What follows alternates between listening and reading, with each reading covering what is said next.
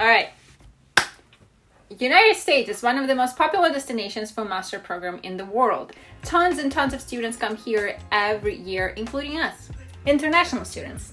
Milena moved here in 2018 to get her undergraduate degree in social entrepreneurship. Yes. For free. And I moved here this year in fall to start my master degree in public administration in Westchester University, and I'm also studying for free. So if you like not paying for your university, as you can tell, we do have quite a bit of experience applying to undergraduate and graduate schools in this country. And in today's video, we will discuss the documents you will need to apply and get accepted to any graduate school in the United States. You're welcome. Yay! Most graduate schools require you to just complete an undergraduate degree from the accredited university. However, if you're applying for certain majors, they might ask you to submit certain courses that you should have taken prior to, going to grad school. For example, if you're applying to masters in data analytics or computer science or some of the other technical majors, most probably they will be looking for certain courses in your transcripts from your bachelor's degree. For example, statistics or econometrics or mathematics. Yeah, it can be anything. So make sure before actually applying to this school, you do have those classes, or if you have time to take them, take them. There are two exams that you might need to take if you want to go to grad school in this country. It's GMAT. Did I say GMAT or is it like GMAT? GMAT. Or GRE. I think everyone says it. GMAT or GRE. Yeah. For the majority of programs, you need to take either of them. However, not all schools require it, especially nowadays after COVID and all of those. I think colleges just in general try to be looking more at your background versus your test scores. But double check with your admission committee if you need to take them or not. However, if you're an international student, you still must take exams to prove your language proficiency. Those exams are usually TOEFL or IELTS. However, recently there is this new test called Duolingo, which is much cheaper and much easier than TOEFL or IELTS. So if your program, your university accepts Duolingo's course, we would recommend you taking that test.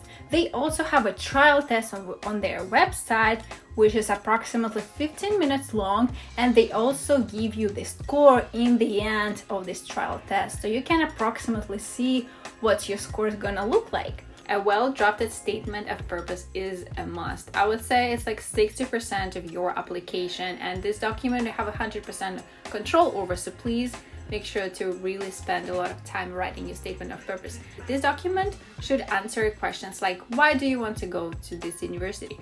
Why do you want to study this specific major?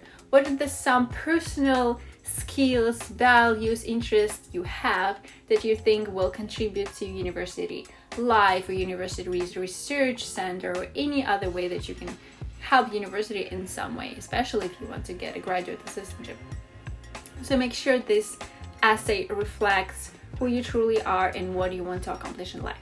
The letter of recommendation, I think it's pretty self-explanatory, but that's the letter that you take from your professor, academic advisor, co-worker, preferably a manager, person that you closely work with in professional or academic environment.